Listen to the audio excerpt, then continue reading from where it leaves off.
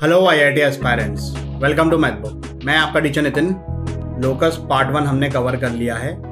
Locus part 2 में हम argument से रिलेटेड क्वेश्चंस करेंगे। चलिए, argument of z minus z1 upon z minus z2 equal to theta अगर है तो ये क्या रिप्रेजेंट करता है? ये रिप्रेजेंट करता है आर्क। अब ये आर्क मेजर होगी कि माइनर होगी, ये डिपेंड करेगा कि थीटा एक्यूट है कि ऑब्ट्यूस है, और अगर ये 90 डिग्री हुआ तब ये सेमी सर्कल होगा। कैसे एक्सप्लेन करता हूं भाई।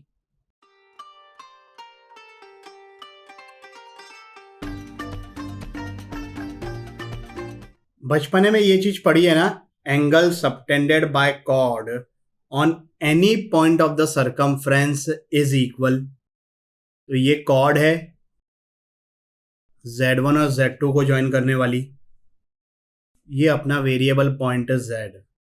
तो Z माइनस Z1 ये जो लाइन है और Z माइनस Z2 ये जो लाइन है, इनके बीच में एंगल हमेशा थीटा है। भाई Z की पोजीशन यहां से लेके यहां तक के कुछ भी हो जाए, ये जो एंगल है Z माइनस Z1 और Z माइनस Z2 के बीच में, ये हमेशा ही थीटा रहेगा, है कि नहीं? तो ये क्या रिप्रेजेंट करती है? ये लोकस है आर्क। अब यहां पर क्लियरली ये जो थीटा है ये 90 डिग्री से कम है, तो ये मेजर आर्क होती है।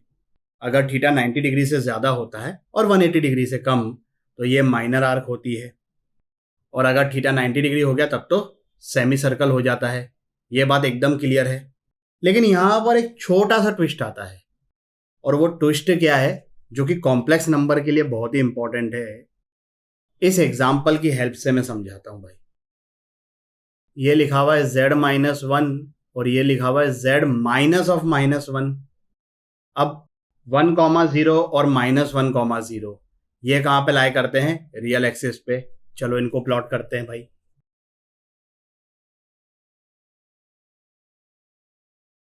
अब Z को 1 से ज्वाइन करूं और Z को -1 से ज्वाइन करूं, तो ये जो दो लाइंस है इनके बीच में एंगल कितना चाहिए अपने को? 60 डिग्री। मतलब ये मेजर आर्क बनेगी। अब ये कौन सी वाली मेजर आर्क होगी? ये वाली कि ये वाली कि दोनों? वीडियो को पॉज करिए 2 मिनट के लिए और सोचिए कि इसका आंसर ये ऑरेंज वाली मेजर आर्क है कि ग्रीन वाली मेजर आर्क है कि दोनों हैं। एंगल हर केस में 60 डिग्री है, so don't worry about that कि यार इसमें एंगल अलग दिख रहा है। हो सकता है कि फोटो में अलग दिखे, लेकिन ये जो एंगल है वो 60 डिग्री है। सोचिए।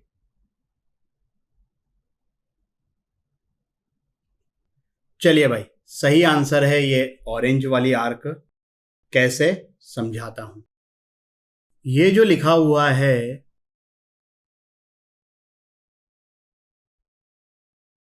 वो ये है, मतलब Z को 1 से ज्वाइन करने वाली लाइन का जो आर्ग्यूमेंट है वो Z को -1 से ज्वाइन करने वाली लाइन के कंपैरिजन में ज्यादा है, तभी तो इनका डिफरेंस पॉजिटिव आया है। और किसी का आर्ग्यूमेंट ज्यादा है इसका मतलब वो ज्यादा एंटी क्लॉकवाइज है। अब कैसे आइडेंटिफाई करेंगे कि कौन ज्यादा एंटी क्लॉकवाइज है? भाई दोनों में से कोई सा भी एक ले लो। एग्जाम्पल के लिए अपन ऑरेंज वाला ही लेते हैं। इस पे कहीं भी कोई पॉइंट Z ले लो, कहीं भी, और फिर Z को ज्वाइन करो 1,0 से और Z को ज्वाइन करो -1,0 से। तो ये जो लाइन है ये वाली, ये क्या है? Z -1। और ये जो लाइन है ये है Z+1। मैं इस Z को थोड़ी देर के लिए हटा देता हूं। तो ये एक रॉड है, ये दूसरी रॉड है, और ऐसे समझो कि ये यहां पर हिंज्ड है। तो कहां पर रोटेट करूं?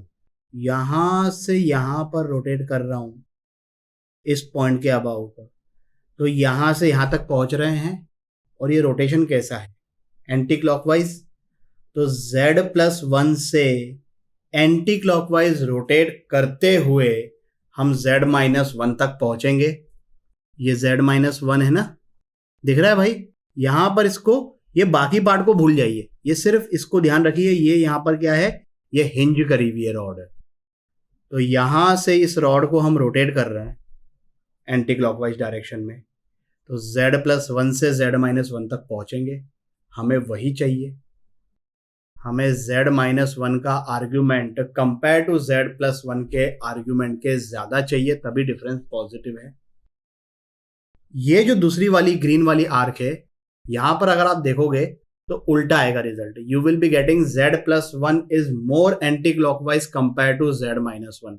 करके देखते हैं भाई, कहीं भी पॉइंट ले लेते हैं। ये ले लिया अपन ने, ये है z-1 और ये है z+1।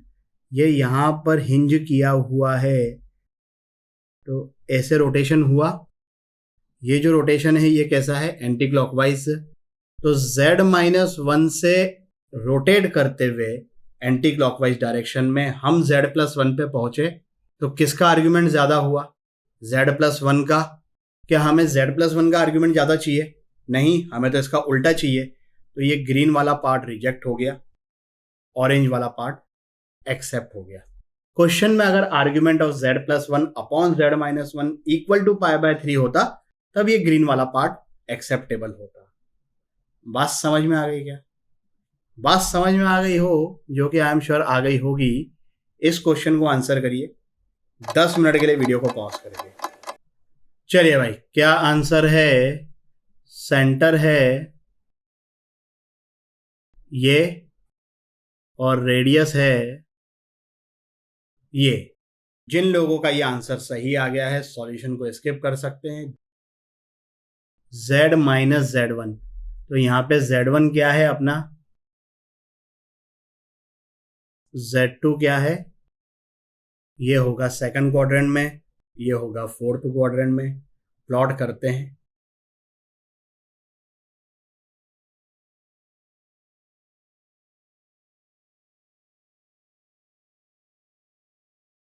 एंगल चाहिए π/4, तो मेजर आर्क होगी। मेजर आर्क इस साइड भी हो सकती है, इस साइड भी हो सकती है। अच्छा, एक चीज का ध्यान रखिए भाई, यहां पर ये जो लोकस है ना z का, उसमें खुद z1 और z2 ये दोनों इंक्लूडेड नहीं होते हैं। तो टेक्निकली यहां पर ये जो है ना, ये ऐसे ये वाला गोला आता है जिसमें ये जो पॉइंट्स हैं ये इंक्लूडेड नहीं होते हैं। आई एम श्योर ये आप लोग इजीली फिगर आउट कर लोगे भाई। अगर z खुद 1 हो गया तो ये चीज तो 0 हो गई। अब आर्ग्यूमेंट ऑफ 0 इज नॉट π/3 ना, आर्ग्यूमेंट ऑफ 0 तो डिफाइंड ही नहीं है, तो उसको π/3 बोलना तो गलत बात हो जाएगी ना भाई, है ना। तो ये बड़ी ऑब्वियस सी चीज है। तो यहां पर खुद ये पॉइंट 2, -1 और -1, 3 ये इंक्लूडेड नहीं होंगे। नाउ गेटिंग बैक कि कौन सी वाली आर्क होगी, ये वाली आर्क होगी कि ये वाली आर्क होगी? ये वाली आर्क होगी। प्लॉट करते हैं और प्लॉट करके एक्सप्लेन भी कर देता हूं भाई, ठीक है। कैसे पता चलेगा ये वाली आर्क होगी, ये वाली नहीं होगी? चलो इसको भी प्लॉट करते हैं और अपन एक काम करते हैं, इसको चेक करते हैं कि ये होगी कि नहीं होगी। ठीक है, अपन ये चेक करते हैं ये ब्लू वाली है कि नहीं है। अगर ब्लू वाली हुई तो ये गलत हो जाएगा, और अगर ब्लू वाली नहीं हुई तो ये पिंक वाली ऑटोमेटिकली सही हो जाएगी, है। बहुत ही सिंपल सी बात है भाई। ये यहां पर हमने हिंज कर दिया, तो ये जो लाइन है this is z-2 plus iota, और ये z+1 -3 आयोटा है कि नहीं भाई, दिस माइनस दिस। अब इस पॉइंट के अबाउट देखें तो कौन ज्यादा एंटी क्लॉकवाइज है? z-2 plus iota is more anticlockwise compare to z+1 -3 iota, जबकि हमें z+1 -3 आयोटा ज्यादा एंटी क्लॉकवाइज चाहिए compare to z-2 plus iota के। तो ये ब्लू वाली चीज तो गलत हो गई, इसलिए करेक्ट जो है वो ये है। ये आइडेंटिफाई करना इसलिए बहुत ज़्यादा ज़रूरी है कि हमें पता चले कि भाई सर्कल का सेंटर किधर होगा। अब क्लियरली सर्कल का सेंटर जो है वो इस साइड होगा, है कि नहीं। अब वो सेंटर निकालेंगे कैसे। ये जो आर्क में एंगल बन रहा है वो कितना है 45 डिग्री। तो हमें यह बात भी बचपने से पता है कि angle subtended by a chord at the centre is twice the angle subtended by the chord on the circumference. तो ये जो कॉर्ड है ये सेंटर पे एंगल कितना सबटेंड करेगी 90 डिग्री। सेंटर को कहीं पे यहां पे ले लेता हूं मैं। तो ये जो एंगल है ये 90 डिग्री है।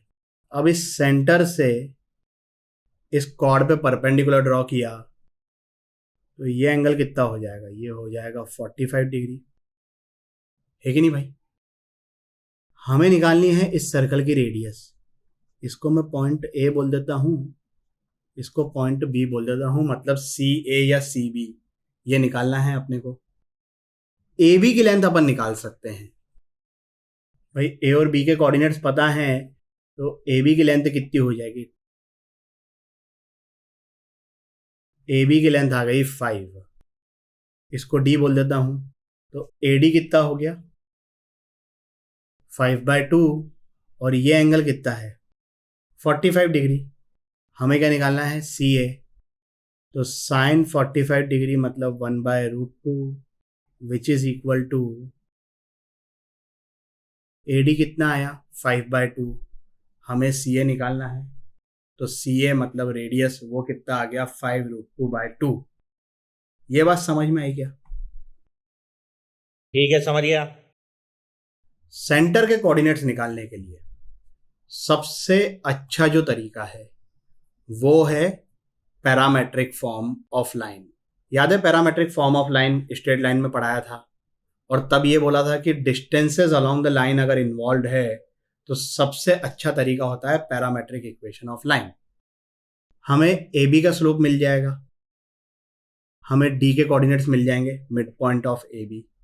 अगर हमें ए बी का स्लोप मिल गया तो हमें सी डी का स्लोप मिल गया और सी डी जो डिस्टेंस है वो कितना है 5/2, क्योंकि ए डी 5/2 है, ये एंगल 45 डिग्री है तो सी डी भी कितना हो गया 5/2।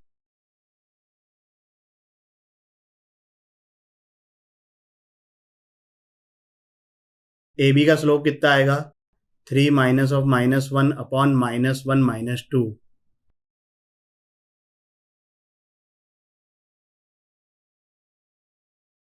सी डी का स्लोप कितना हो गया 3/4, उसका नेगेटिव रेसिप्रोकल।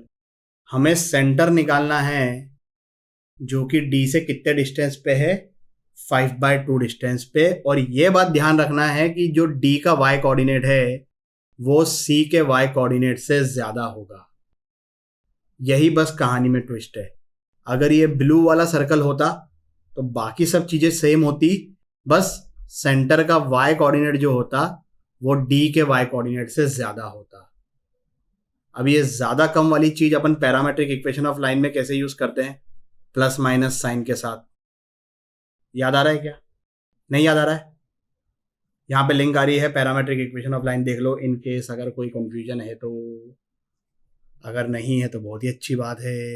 अच्छा डी के कोऑर्डिनेट्स क्या हैं, बी ए का मिड पॉइंट। ठीक है भाई, अब पैरामेट्रिक इक्वेशन ऑफ लाइन लिखेंगे।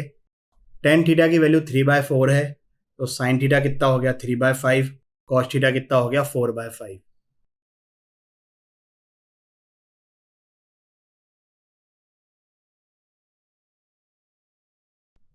माइनस क्यों, क्योंकि मुझे जो चाहिए पॉइंट वो डी से नीचे चाहिए। ठीक है भाई, तो ये आ गया सेंटर का एक्स कोऑर्डिनेट, ये आ गया सेंटर का वाई कोऑर्डिनेट बड़े ही आराम से। इस वीडियो के लिए बस इतना ही। आशा करता हूं कि आपको ये टॉपिक भी अच्छे से समझ आया होगा। अगर समझ में आया हो तो लाइक कमेंट सब्सक्राइब करें और अपने दोस्तों के साथ भी शेयर करें। अगले वीडियो तक के लिए सावधान रहें, सुरक्षित रहें। जय हिंद।